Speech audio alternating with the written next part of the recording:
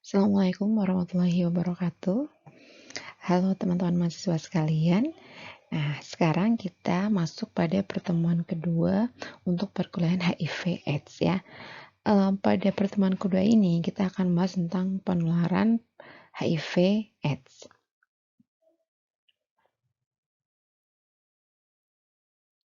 Nah, subbahasan yang akan kita bahas hari ini adalah kita akan mempelajari tentang lewat jalur atau transmisi mana saja sih penularan HIV itu.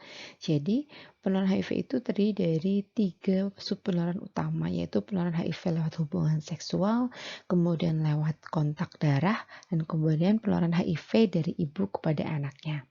Saya yakin teman-teman sudah mengerjakan kuis yang saya berikan untuk mengetahui tentang mana sih dari berbagai macam tindakan-tindakan tadi itu yang merupakan fakta bahwa hal itu bisa menularkan HIV dan mana yang itu sebenarnya hanya cuman mitos saja atau bisa dikatakan bukan hal yang benar yang bisa menularkan HIV. Teman-teman sudah bisa memahami kan berdasarkan dari jawabannya apakah termasuk fakta ataupun mitos, sudah tahu kan ya. Jadi sebenarnya di sini akan saya ajarkan adalah prinsip-prinsip penularan HIV yang kemudian nanti bisa Anda gunakan untuk menjawab pertanyaan apapun gitu ya berkaitan dengan metode atau cara penularan HIV. Jadi yang akan saya ajarkan lebih ke prinsip bagaimana sih sebenarnya HIV itu menular, maka dengan begitu kalian bisa mengcounter atau istilahnya bisa menjawab berbagai macam hal yang ditanyakan, apakah betul hal ini menularkan HIV atau tidak, seperti itu. Seperti kita tahu bahwa kalau dulu pada zaman saya masih kuliah gitu ya, itu ada beberapa isu-isu yang beredar tentang hal-hal yang dapat menularkan HIV. Misalkan yang pertama adalah ada kondom yang itu sudah terkontaminasi dan kemudian digunakan kembali oleh orang gitu ya yang kemudian diisukannya itu bisa menularkan HIV. Misalkan kondom itu sudah digunakan oleh orang atau HIV positif seperti itu. Kemudian ada juga katanya pembalut yang mana pembalut itu tuh sudah terkontaminasi dengan darah wanita yang merupakan penderita HIV juga. Kemudian ada juga kasus marak yaitu misalkan di bioskop-bioskop ada jarum yang mana jarum itu tuh sudah ditusukkan pada jaringan tubuh penderita HIV dan kemudian jarum itu kemudian diletakkan di bioskop-bioskop, di kursi-kursi bioskop sehingga ketika mengenai seseorang, orang itu nanti akan tertular HIV juga gitu. Jadi ada banyak isu-isu yang merebak yang kemudian menimbulkan kerisauan seperti itu. Kemudian pernah juga ada case cerita yang lumayan beredar beberapa waktu lalu, ada seseorang yang menderita HIV dikarenakan dia itu tertular dari tertusuk jarum gitu ya. Jadi menggunakan jarum yang terkontaminasi HIV ketika dia sedang facial gitu. Jadi ada banyak sekali info-info di luaran sana gitu ya yang kemudian mengatakan bahwa itu tuh bisa menularkan HIV. Nah, Anda bisa menilai dengan memahami prinsip dari penularan HIV. Apakah hal itu memungkinkan, bisa terjadi atau memang benar-benar itu hanya suatu hal isu yang itu tidak bisa dibenarkan seperti itu. Oke, kita langsung bahas saja ya bahwa prinsip-prinsip penularan HIV itu lewat apa saja sih dan kemudian apa yang bisa benar-benar menularkan HIV dan mana yang tidak. Oke, kita lihat next slide ya. Hal-hal tadi yang saya paparkan dalam kuis itu merupakan berbagai macam isu-isu atau kita bisa katakan mitos-mitos yang beredar di masyarakat yang dikatakan bisa menularkan HIV. Nah, yang perlu Anda kenali adalah mana sih yang merupakan fakta dari penularan HIV. Nah, jadi suatu hal yang perlu kita ketahui bahwa prinsipnya HIV itu menular melalui 3 jalur.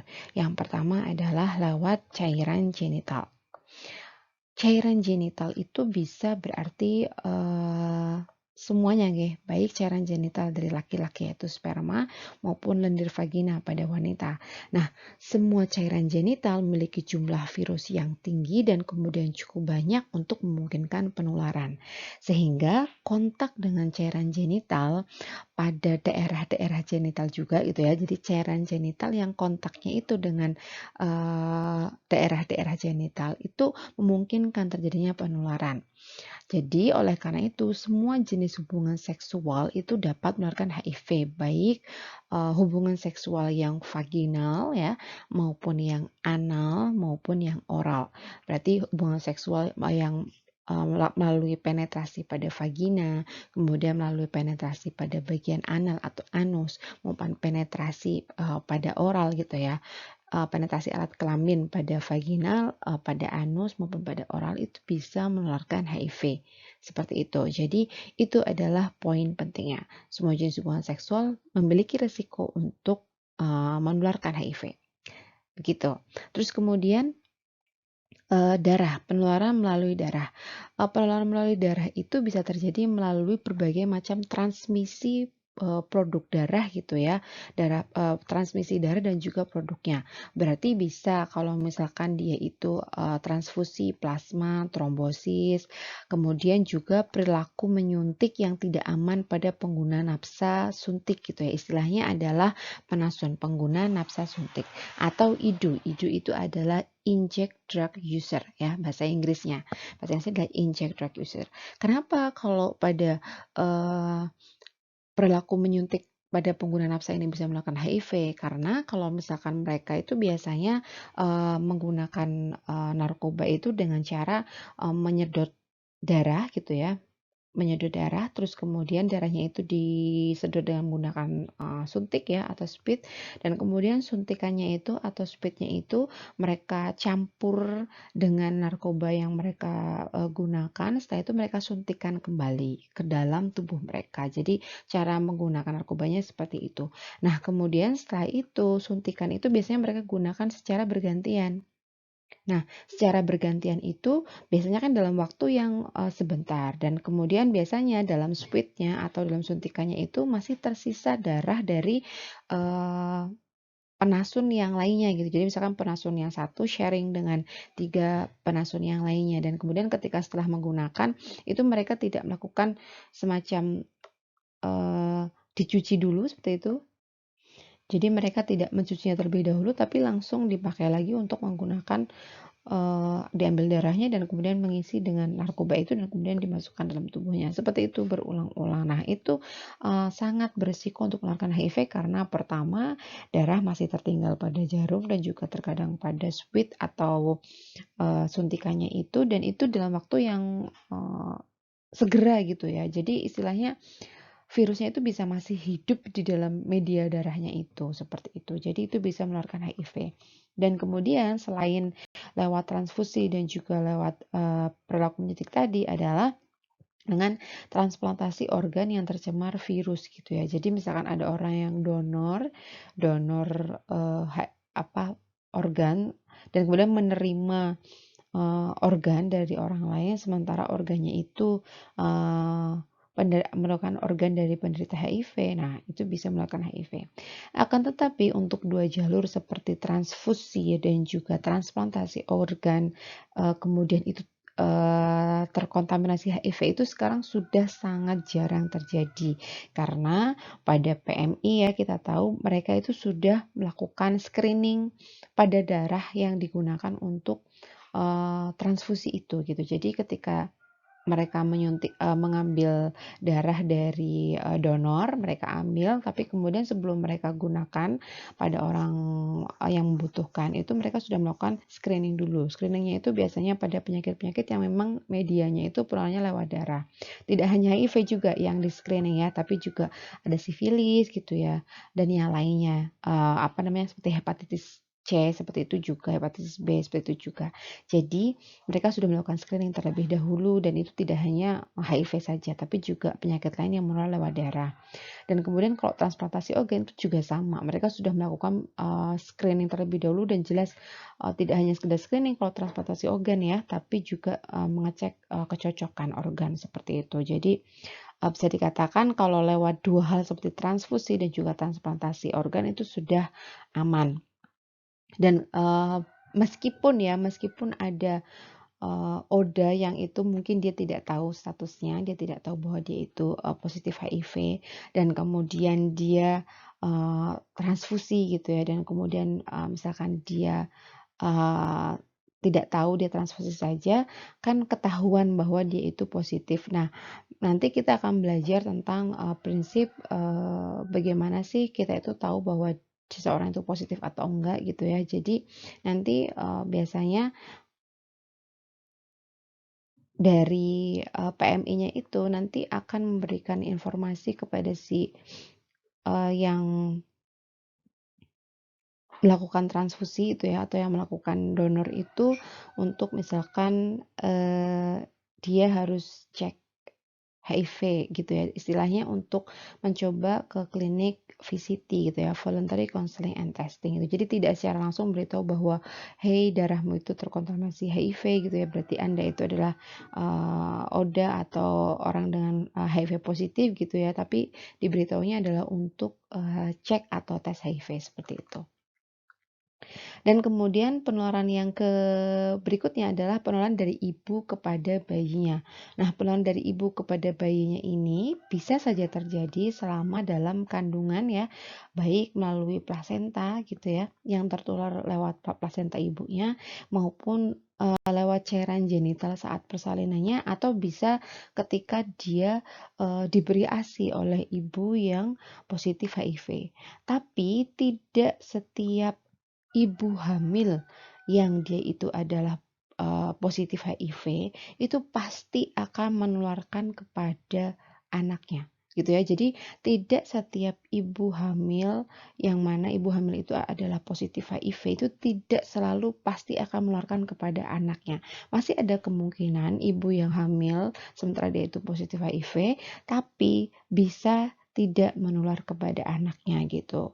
Jadi seperti terlihat di sini, dia bisa menular melalui, plasenta ketika dia dalam kandungan. Bisa saja ketika dalam kandungan dia tidak tertular, tapi kemudian tertularnya adalah ketika persalinan.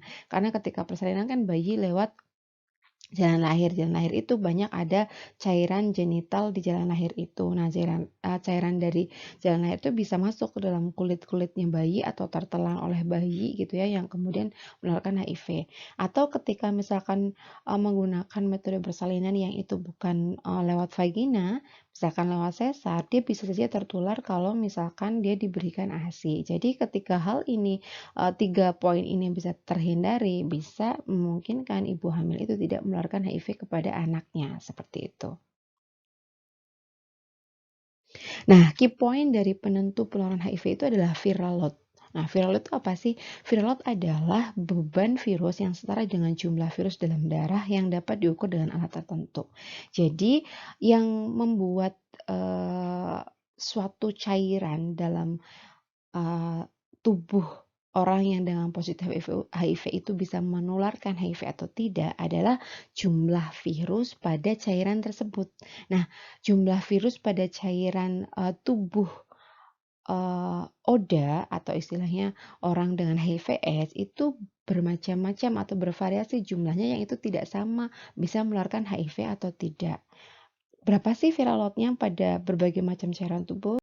Next, kita lihat ya. Nah, HIV dalam tiap cairan tubuh itu memang beda-beda ya. Ini dihitung per milimeter kubik darah. Dan kemudian di sini kita lihat pada darah itu 10 sampai 50, agak tinggi. Sementara itu pada urin dan juga pada air liur atau air ludah ya, itu kurang dari 1. Berarti kecil sekali jumlah virus yang ada dalam urin dan juga pada air ludah. Sementara kalau pada darah itu jumlahnya per milinya itu cukup banyak seperti itu. Dan kemudian pada air mani atau semen ya, atau cairan yang mengantarkan sperma. Jadi sebenarnya spermanya itu tidak mengandung HIV, akan tapi air maninya atau semennya itu yang banyak terdapat virus HIV-nya. Nah, itu jumlahnya adalah 10 sampai 50, sama seperti pada darah. Sementara pada ASI itu juga sebenarnya kecil ya, kurang dari 1. Akan tetapi kita ingat bahwa ASI itu kalau misalkan ibu menyusui kan dia menelan ASI dalam jumlah yang banyak dan itu terus-menerus dalam hidupnya. Sehingga menjadi memungkinkan dia tertular lewat ASI itu karena eh, walaupun jumlahnya itu kecil ya per milinya gitu ya, tapi kan yang dikonsumsi itu kan banyak. Akhirnya jumlahnya kalau terakumulasi juga banyak. Nah, jadi memungkinkan seperti itu. Keluhan pada air mata dan juga pada keringat, keringat malah nggak ada sama sekali. Yang tinggi adalah pada cairan otak. Maka misalkan seperti tenaga-tenaga kesehatan yang kemudian harus melakukan tindakan medis, ya misalkan kita katakanlah operasi seperti itu yang sangat mungkin menular dan kemudian tertular seperti itu. Kalau sampai bisa kontak dengan kulit, apalagi kulitnya kulit yang terluka, seperti itu. Dan kemudian cairan atau sekret vagina ini juga sebenarnya lumayan kecil ya, tapi pada cairan dan sekret vagina itu banyak ya, istilahnya yang menjadi poin kemungkinan tertular juga adalah kalau pada dinding-dinding vagina itu atau pada cairan vagina itu kalau misalkan dia juga terlibat ada karena hubungan seksual kan bisa mungkin adanya gesekan yang kemudian ada darah. Nah, itu yang akhirnya memungkinkan meningkatkan resikonya. Dan ternyata juga ada pada sekret telinga. Seperti itu. Oke. Jadi berdasarkan tadi, cairan tubuh yang tidak menularkan HIV dan AIDS ya, karena jumlah viral load-nya yang kecil dan kemungkinan untuk berkontak pada bagian tubuh yang berisiko untuk tertular, itu adalah keringat, kemudian air mata, air liur atau ludah, dan juga air kencing atau urin, seperti itu.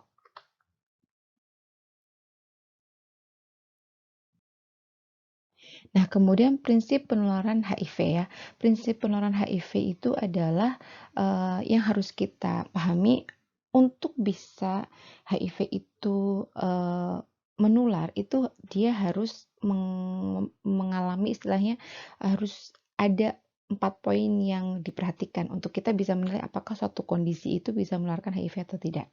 Yang pertama adalah exit. Jadi virus itu harus keluar dari tubuh orang yang terinfeksi, jelas ya. Jadi harus ada sumber penularan yang jelas. Sumber penularannya berarti ada orang dengan HIV positif gitu ya, yang kemudian bagian atau cairan tubuhnya itu kemungkinan ada kontak dengan orang lain. Jadi memang harus keluar dari tubuh orang yang terinfeksi, jelas ya, dari penderita HIV positif seperti itu. Dan kemudian dia harus survive, dalam artian virusnya itu harus bertahan hidup di luar tubuh gitu. Jadi kalau misalkan tadi virusnya harus keluar dari tubuh orang yang terinfeksi. Misalkan kita katakanlah ada kontak ya lewat misalkan cairan genital ataupun lewat darah. Nah, prinsipnya adalah ada media hidup dari si virus itu yang memungkinkan virus itu bertahan hidup kalau misalkan memang kontaknya itu memungkinkan waktu yang lama di luar tubuh.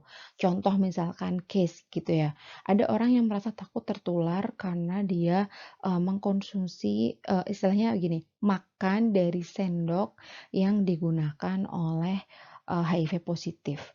Maka kita harus nilai dari sisi exit-nya dulu. Oke, exit-nya iya, dia ada lewat cairan tubuhnya itu dari ludah ya yang mungkin nempel di sendok ketika orang itu makan gitu. Orang yang makan itu misalkan positif HIV, berarti prinsip exit-nya dapat. Tapi kemudian survive-nya. Nah, eh, dalam ludah kita tahu tadi memang ada beberapa jumlah virus gitu ya, tapi itu kecil gitu. Dan kemudian kemungkinan dia bertahan hidup di luar tubuh gitu ya, berarti di air ludah itu dan kemudian misalkan lewat medianya sendok itu sangat kecil.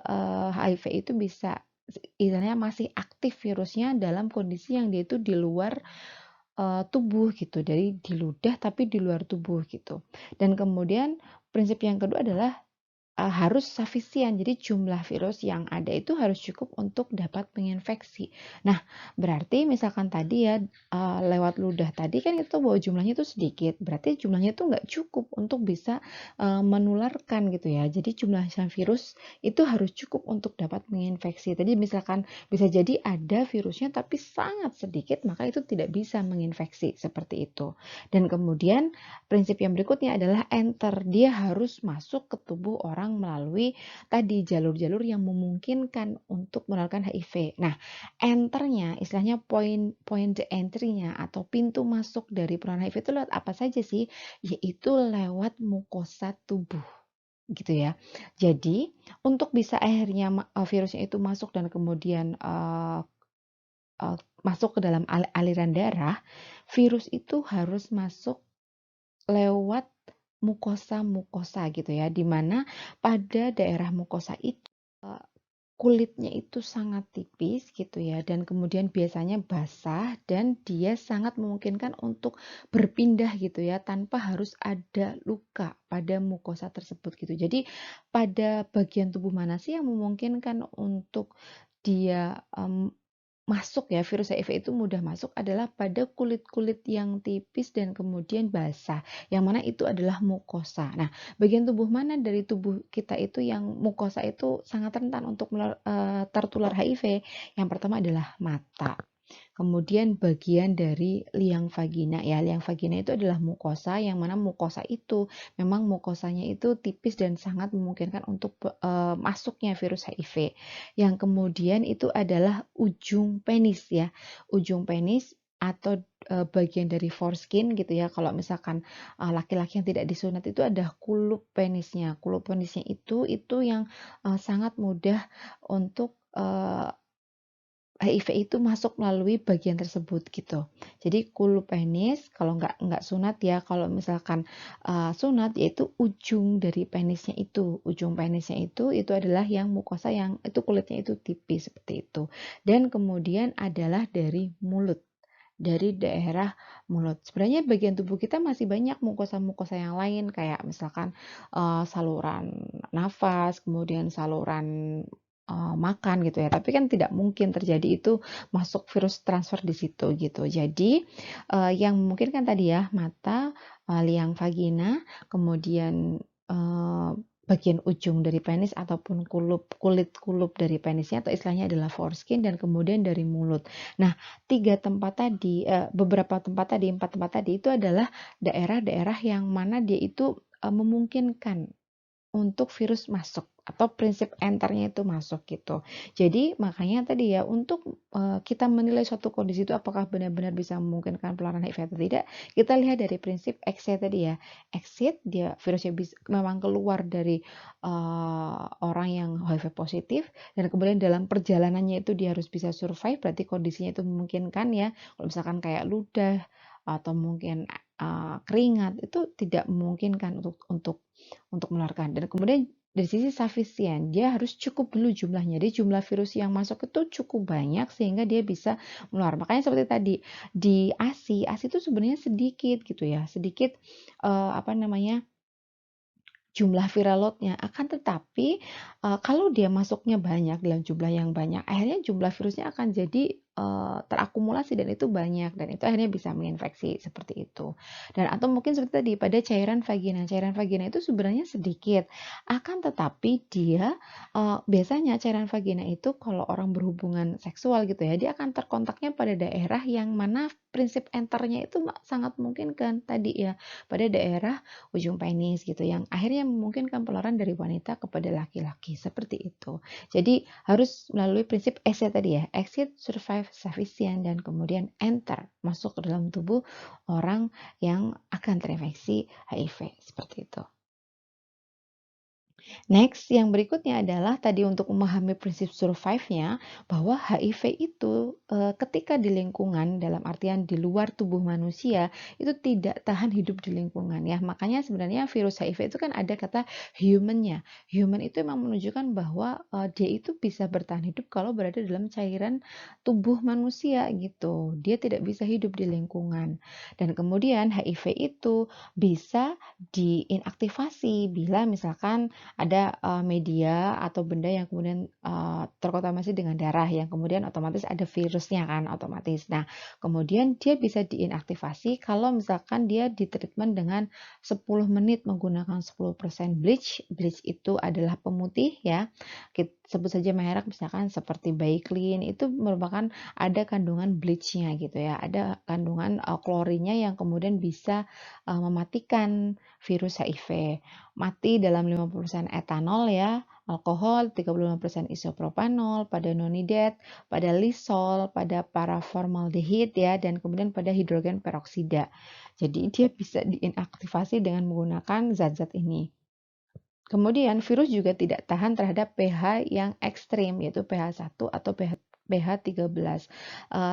Mengapa? Makanya tadi kalau misalkan pada cairan vagina itu kan biasanya dia pH-nya itu kan ekstrim ya. Makanya pada orang yang terinfeksi infeksi menular yang lain, istilahnya mengalami bakterial vaginosis, itu lebih memungkinkan dia untuk tertular HIV karena pH dalam lingkungan vaginanya itu tidak jadi asam lagi gitu, karena mendekati normal. Dan kemudian kenapa pada orang yang wanita kan kalau dipikir-pikir mungkin uh, liang vaginanya itu kan tadi ya asam gitu, karena kan pH pada wanita itu kan asam.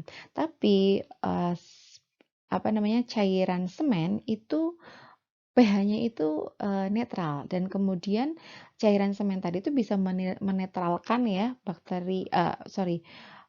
lingkungan asam pada liang vagina. Sehingga meskipun tadi liang vagina itu kecenderungannya punya pH yang asam, tapi dia bisa netral karena semennya tadi itu memang pH-nya itu netral gitu. Jadi akhirnya bisa menularkan. Dan kemudian HIV itu bisa hidup pada jarum ya, jarum yang telah digunakan oleh orang dengan HIV positif hingga 42 hari, tapi ini bergantung dari temperatur dan juga faktor yang lainnya. Tapi kemudian penelitian CDC menyatakan pemanasan itu bisa mematikan 90-99% virus ya. Jadi kalau dipanaskan dan ditreatment dengan tadi berbagai zat ini tadi ya, misalkan pakai klorin dan sebagainya, itu bisa mati seperti itu. Dan kemudian needle atau jarum yang dimaksud ini adalah bukan jarum biasa yang misalkan kayak jarum jahit, itu tuh berbeda. Karena kalau jarum pada yang di sini itu yang dimaksud adalah jarum yang di dalamnya itu berlubang.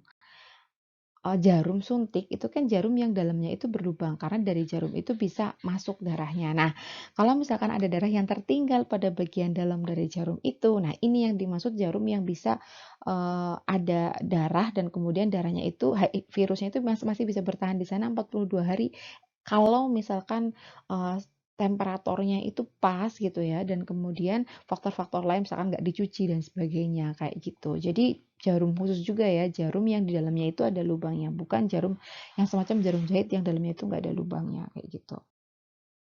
Dan kemudian yang perlu diketahui adalah odd ratio penularan lewat hubungan seksual dari pria kepada wanita itu 2-3 kali lebih tinggi dibandingkan sebaliknya dari wanita ke pria. Jadi ternyata laki-laki itu lebih mungkin menularkan HIV kepada pasangan seksual wanitanya dibandingkan kalau yang wanitanya itu HIV positif dan kemudian dia menularkan kepada pasangan seksual laki-lakinya. Kenapa kira-kira? Karena tadi ya, pada laki-laki, cairan semen itu, eee, dia sangat mungkin menularkan HIV karena dia itu netral gitu ya dan kemudian pada wanita juga, daerah mukosanya itu jauh lebih luas dibandingkan, daerah mukosa pada laki-laki. Kita tahu bahwa daerah yang bisa, tertular mudah virus yang masuk itu kan kalau pada perempuan adalah yang vagina. Yang vagina itu kan sangat panjang gitu ya hingga 9 senti. Sementara kalau pada laki-laki, dia itu cuman pada di ujungnya aja, yaitu pada di ujung penis aja. Yang itu akhirnya berarti kan chance-nya itu jadi lebih sedikit seperti itu. Oleh karena itu, risiko penularan lewat hubungan seksual dari pria kepada wanita itu lebih tinggi dibandingkan yang sebaliknya, yang wanitanya itu menularkan kepada pria gitu. Karena daerah yang menjadi tempat masuknya itu lebih sedikit ya gitu. Ketika hubungan seksual dengan penetrasi vaginal itu pada penisnya saja yang kemungkinan berisiko, dan kemudian risikonya akan lebih turun kalau si laki-lakinya itu sudah melakukan sunat ya, atau foreskin-nya atau kulupnya itu dibuang gitu. Jadi dia lebih rendah kemungkinannya untuk menular kalau laki-lakinya itu disunat. Nah, ini adalah merupakan tabel resiko penularan melalui transmisi seksual. Ini adalah tabel berdasarkan hasil penelitian lalu ya tahun 2004 tentang resiko paparan resiko tertular HIV per paparan pada orang yang diketahui HIV positif gitu. Jadi kalau misalkan risiko untuk kemungkinan dia tertular pada satu kali paparan hubungan seksual dengan orang yang diketahui dia itu positif itu sebenarnya sangat kecil ya, kita tahu dia di bawah 1%. Jadi kemungkinan untuk sebenarnya tertular pada orang yang berhubungan seksual itu kalau cuma satu kali hubungan seksual itu sebenarnya sangat kecil gitu. Jadi kalau misalkan itu tertular itu kemungkinannya karena dia sering hubungan seksualnya sering sehingga jumlah virusnya itu terakumulasi seperti itu. Jadi contohnya misalkan Anda bisa membayangkan ya, reseptif oral seks kan berarti orang yang menerima oral seks, itu berarti bukan yang memberikan kelamin tapi yang dia itu menerima alat kelamin di dalam mulutnya gitu. Nah, ini resikonya 0 sampai 0,04 kecil ya. Kemudian kalau yang insertif vaginal sex berarti yang alat kelaminnya dimasukkan pada hubungan seksual melalui vagina. Berarti ini si laki-lakinya. Si laki-lakinya itu kurang dari 0,1 gitu. Berarti yang insertif kan berarti ya penisnya gitu yang laki-lakinya. Dan kemudian kalau insertif anal seks ya ini kan biasanya dilakukan, anal seks itu kan biasanya dilakukan oleh yang laki-laki seks dengan laki-laki. Nah, berarti bukan soal mana yang laki-laki atau yang perempuan, tapi siapa yang memasukkan alat kelaminnya terhadap anusnya itu. Ternyata kalau yang memasukkan itu yang lebih kecil resikonya dibandingkan yang reseptif nih. Kalau yang reseptif berarti yang dia bertindak anusnya itu dimasuki alat kelamin, resikonya lebih tinggi ternyata. Yang reseptif anal seksnya itu ternyata yang lebih tinggi gitu. Dan kemudian ini dibandingkan yang insertif vaginal seks berarti yang perempuannya reseptif vaginal seks itu yang resikonya lebih tinggi, 0,01 sampai 0,15, berarti sampai lebih dari 0,1% ya. Berarti sebenarnya resikonya sebenarnya sangat kecil gitu, tapi ini sudah lumayan tinggi. Dan yang paling tinggi adalah yang reseptif anal sex.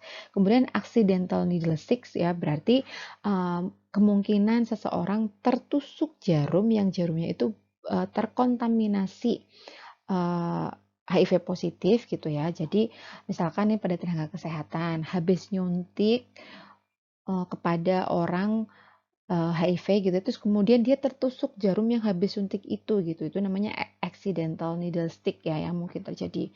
Itu resikonya lebih tinggi dibandingkan ketika dia berhubungan seksual sekali terpapar gitu. Jadi lebih tinggi 0,2 sampai 0,4 resiko untuk tertularnya.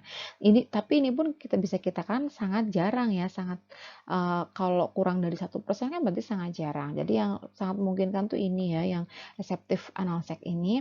Dan kemudian pada pengguna penasun ya tadi ya, narkoba yang lewat jarum suntik itu lebih tinggi lagi 0,7, dan kemudian yang paling tinggi sebenarnya adalah lewat transfusi. Tapi sekali lagi transfusi itu sekarang insya Allah sudah aman karena sudah ada screeningnya gitu ya. Dari lembaga-lembaga donor itu sudah melakukan screening gitu. Jadi sebenarnya resiko penularannya itu kecil, tapi kalau itu dilakukan berulang kali sehingga virusnya itu terakumulasi ya, yang akhirnya dia mungkin bisa saja masih mungkin seseorang itu tertular HIV dengan satu kali berhubungan gitu dengan penderita HIV. Nah, Berarti ya, dengan memahami prinsip ESE tadi, HIV itu tidak ditularkan melalui cara-cara sebagai berikut ya. Misalkan cuma senggolan ya, senggolan pada kulit yang utuh gitu, itu jelas gak mungkin. Berjabat tangan juga dengan kulit yang utuh itu jelas gak mungkin. Kemudian bersentuhan, pakaian bekas dengan penderita juga tidak menularkan. Apalagi hanya sekedar hidup serumah ya, karena HIV itu tidak terbang-terbang di udara ya, jadi ya dia tidak menularkan HIV. Kemudian berciuman biasa dalam artian tidak melibatkan adanya ya you know it ya, misalkan pertukaran ludah atau mungkin ada darah, melibatkan darah ya otomatis tidak. Kalau yang ada darah jadi ada risiko, tapi kalau yang tidak ada berciuman biasa berarti tidak. Dan kemudian makanan atau minuman ya jelas tidak, makanan apalagi yang sudah dimasak itu tidak ada hubungannya. Misalkan ada orang yang memasak itu adalah penderita HIV ya tidak akan menularkan ya, karena dia tidak berpindah lewat tangannya gitu. Dan kemudian gigitan nyamuk, nah tadi mungkin dalam pertanyaan ada ya, gimana sih apakah gigitan nyamuk itu bisa menularkan HIV? Tidak ya, karena nyamuk itu bukan media hidupnya si virus gitu. Jadi meskipun dia ada dalam darah, tapi kan darahnya itu di dalam tubuhnya nyamuk, yang mana nyamuk itu tidak cocok untuk media hidupnya si virus. Kita tahu bahwa dia HIV itu adalah human ya, maka dalam nyamuk dia tidak. Berarti kalau nyamuk kan nanti namanya virusnya adalah si uh, bukan istilahnya pada hewan seperti itu. Dan kemudian sabun mandi gitu, itu juga tidak bisa menularkan ya lewat keringat gitu ya. Keringat kan kita tahu tadi sedikit sekali, dan juga lewat toilet ya, misalkan ada orang yang menggunakan toilet bersama dengan yang ODA itu risiko kemungkinannya cairan genitalnya itu kemudian terciprat gitu jelas sangat kecil kemungkinannya, karena prinsip survive-nya tadi nggak bisa bertahan di lingkungan ya di luar. Jadi bisa jadi oke, cairan genital gitu ya, tapi cairan genital itu juga tetap sangat kecil kemungkinannya, dan kemudian juga dia jelas tidak bisa bertahan hidup di luar itu. Misalkan itu nyiprat pada misalkan toilet duduk gitu ya, itu tetap sangat kecil kemungkinan, jadi sangat tidak mungkin untuk menularkan HIV lewat cara-cara ini gitu ya. Jadi makanya ketika tahu ada ODA tapi dia tidak melakukan perilaku yang tadi menularkan ya, misalkan hubungan seksual, tidak kemudian menggunakan pertukaran jarum suntik dengan dia, dan kemudian bukan merupakan anaknya itu tadi ya tidak masalah, tidak bisa menularkan HIV seperti itu. Nah, dalam penularan HIV itu ada yang disebut sebagai kelompok risiko tinggi. Nah, kelompok risiko tinggi itu adalah karena kegiatan-kegiatan yang dia lakukan itu memungkinkan dia untuk terpapar virus gitu. Jadi makanya risiko tinggi. Contohnya adalah misalkan WPS ya, atau wanita pekerja seksual dengan pelanggannya dan juga pasangan pelanggannya itu merupakan kelompok risiko tinggi ya. Jadi nggak cuma pelanggannya aja, kasihan kan ya, pasangan pelanggannya juga sama. Padahal kadang-kadang biasanya pasangan pelanggannya itu nggak tahu gitu. Dan kemudian pria pekerja seksual atau PPS ya, pelanggannya dan juga pasangan pelanggannya. Apalagi pasangan si pria pekerja seksualnya juga sama. Waria, pelanggannya dan pasangan pelanggannya, pengguna narkoba suntik ya dan pasangannya tadi ya, karena bisa jadi dia itu dia itu banyak case ya, ada orang tertular HIV itu yang karena dia itu menikah dengan bekas pengguna narkoba itu. Jadi misalkan dia menikah dengan seseorang yang dulunya itu menggunakan narkoba suntik. Dia sudah misalkan sudah berhenti lama gitu, terus kemudian tapi kan kita tahu dia terkena HIV kan bisa jadi dalam masa fase laten gitu ya, dan kemudian setelah lama dia sudah tidak menggunakan lagi, tapi terus kemudian menikah tapi ternyata dia sudah positif, nah masih bisa mungkin tertular, makanya masuk kelompok risiko tinggi. Kemudian penerima transfusi dalam produk darah, tapi kita katakan sekarang sudah lebih aman ya karena sudah di screening. Kemudian bayi yang dikandung oleh ibu yang terinfeksi HIV, ya jelas, dan petugas kesehatan, aparat kepolisian, tukang cukur, atau siapa saja termasuk diri kita sendiri yang sengaja atau tidak disadari berhubungan atau terinfeksi dengan spesimen pasien HIV dan AIDS ya. Misalkan tadi ya bantu kecelakaan, tadi kalau misalkan kita berkontak dengan darah, tapi kontaknya itu yang perlu dipikirkan adalah kontak dengan kulit yang utuh itu tidak menularkan ya. Misalkan kita berkontak darah dengan darah penderita HIV, tapi kontaknya pada kulit yang utuh itu resikonya sangat kecil ya, tidak menularkan gitu. ada kemungkinan tapi kecil gitu. Lebih tinggi resikonya itu kalau misalkan kontaknya itu pada kulit yang terluka gitu. Jadi misalkan kita ada luka pada kulit dan kemudian misalkan ada darah nyiprat masuk ke dalam kulit kita yang lagi terbuka itu. Nah, itu yang menjadi risiko tinggi gitu. Kalau yang kontaknya dengan kulit biasa itu sangat kecil kemungkinan untuk bisa menularkan gitu. Jadi makanya tenaga kesehatan kan menggunakan sarung tangan ya ketika dia berkontak dengan darah. Kan itu tadi barangkali dalam kulitnya itu ada yang sedang terluka yang kemudian bisa menularkan seperti itu. Menjadi jalur masuknya gitu ya. Jadi tadi yang mungkin menularkan, yang mungkin tertular pada prinsip enternya itu adalah tadi ya mukosa dan juga pada kulit yang tidak utuh. Kulit yang tidak utuh itu artinya kulit yang sedang luka, terbuka seperti itu. Next, kemudian dikenal ada yang disebut sebagai populasi kunci. Populasi kunci itu adalah pada populasi-populasi ini itu biasanya prevalensi penderita HIV-nya itu tinggi. Contohnya pada wanita pekerja seks ya jelas karena aktivitas yang dilakukan adalah berhubungan seksual yang itu lebih berisiko. Kemudian waria juga sama. Kemudian lelaki seks dengan lelaki LSL karena kemungkinan anal ya, jadi anal risikonya lebih tinggi untuk tertular tadi ya. Dan kemudian panasun, pengguna narkoba suntik, dan kemudian lelaki berisiko tinggi, istilahnya LBT. Lelaki berisiko tinggi itu misalkan pada apa sih? Biasanya istilahnya terkenalnya sebagai 4M ya, laki-laki yang tinggal di lingkungan macho yang punya uang gitu ya, itu biasanya yang lebih berisiko untuk kemudian menggunakan jasa WPS ini yang kemudian dia jadi istilahnya pelanggan-pelanggan WPS inilah yang kemudian dia memungkinkan risiko untuk tertular gitu. Jadi pada populasi kunci ini. Dan ada juga kelompok rentan gitu ya. Jadi kelompok orang-orang yang sebenarnya lebih beresiko untuk kemudian tertular HIV karena situasi dan kondisinya gitu ya. Situasi dan kondisinya itu berada pada kemungkinan dia tertular. Misalkan pada orang dengan mobilitas yang tinggi ya, orang dengan mobilitas yang tinggi seperti pada kelompok-kelompok supir ya yang tadi nggak mungkin bawa istri kemana-mana, dia jadi lebih mungkin untuk jajan, misalkan seperti itu. Jajan apa? Jajan tanda kutip ya, jajan WPS gitu. Dan kemudian perempuan dan remaja ya, karena tadi dia mungkin daya tolaknya untuk berhubungan seksual itu berani menolaknya itu rendah gitu ya, dan kemudian dia mungkin bisa dipaksa. Anak jalan dan pengungsi sama ibu hamil ya karena memang dia kekebalan tubuhnya lebih rendah. Penerima transfusi darah tadi ya yang dia nggak ngerti kalau misalkan darahnya nggak di screening dulu, jadi harus lebih hati-hati. Dan kemudian petugas pelayanan kesehatan yang terpapar tadi darah dan juga cairan jaringan yang lain dalam kegiatan medisnya seperti itu. Oke, baik. Terima kasih. Selesai ya. Semoga apa yang saya jelaskan bisa teman-teman pahami tentang prinsip-prinsip penularan HIV dan bisa teman-teman gunakan kalau mau menentukan apakah sebuah kondisi itu bisa menularkan HIV atau tidak. Kalau ada pertanyaan, kita mungkin bisa tanyakan kalau nanti kita pertemuan sinkron ya. Oke, see you. Meet you later. Assalamualaikum warahmatullahi wabarakatuh.